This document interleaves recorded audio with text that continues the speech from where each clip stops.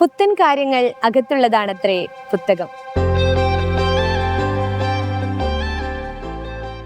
ഇങ്ങനെ പറഞ്ഞത് മറ്റാരുമല്ല, മലയാളത്തിന്റെ പ്രിയ എഴുത്തുകാരൻ കുഞ്ഞുണ്ണി മാഷാണ് കേട്ടോ. പുതിയ പുതിയ കാര്യങ്ങളുള്ള ഓരോ പുസ്തകങ്ങളും നമ്മളെ അത്ഭുതപ്പെടുത്തുകയാണ്. ഇനി ഞാൻ നിങ്ങൾക്കൊരു കഥ പറഞ്ഞു തരാം. മഞ്ഞപ്പാവാടയ്ക്ക് വേണ്ടി കഴിഞ്ഞ് വാശി പിടിക്കുകയാണ് ഒരു കുട്ടി. എനിക്ക് നാളെ മഞ്ഞപ്പാവാട വേണം, എൻ്റെ പിറന്നാളിന് എനിക്ക് മഞ്ഞപ്പാവാട തന്നെ ഇടണം എന്ന് പറഞ്ഞ് കരയുന്ന ഒരു കുഞ്ഞിനെ ആശ്വസിപ്പിക്കുകയാണ് അമ്മ.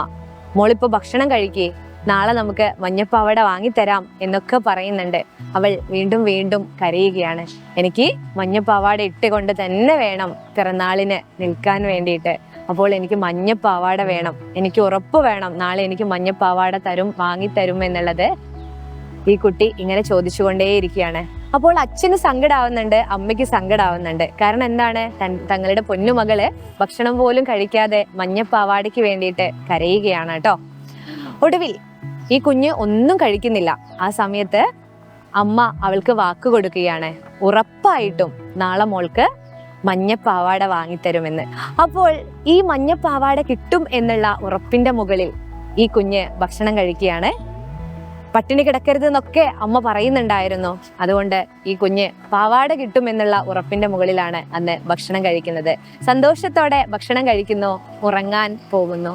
പക്ഷേ നാളെ തനിക്ക് ലഭിക്കാൻ പോകുന്ന മഞ്ഞപ്പാവാടയെ കുറിച്ച് ഓർത്ത് ഈ കുഞ്ഞിന് ഉറക്കം വരുന്നേയില്ല.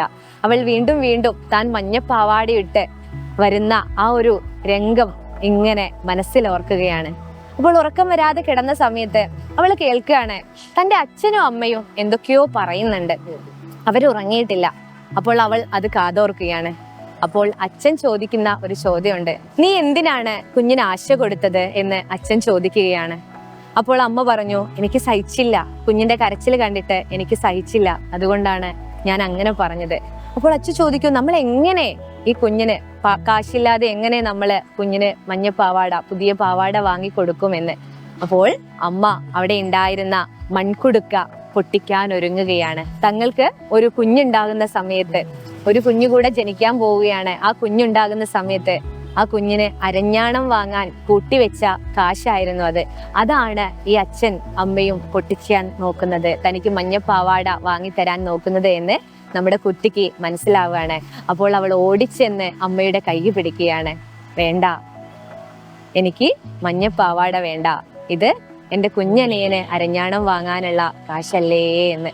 സംഗതിയുടെ സത്യാവസ്ഥ മനസ്സിലാക്കിയ ആ കുഞ്ഞ് തിരിച്ചറിയുകയാണ്, തൻ്റെ അച്ഛൻ്റെ അമ്മയുടെയും കയ്യില് തനിക്ക് പുതിയൊരു വസ്ത്രം വാങ്ങിത്തരാനുള്ള കാശില്ല.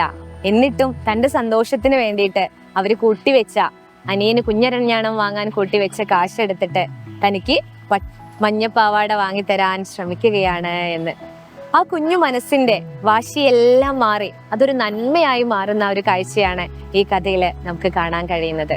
മലയാളത്തിന്റെ പ്രിയപ്പെട്ട ബാലസാഹിത്യകാരനായ പത്രപ്രവർത്തകൻ കൂടിയായ ഡോക്ടർ കെ ശ്രീകുമാറിന്റെ മഞ്ഞപ്പാവാട എന്ന കഥാസമാഹാരത്തിലെ മഞ്ഞപ്പാവാട എന്ന കഥയാണ് ഇത്.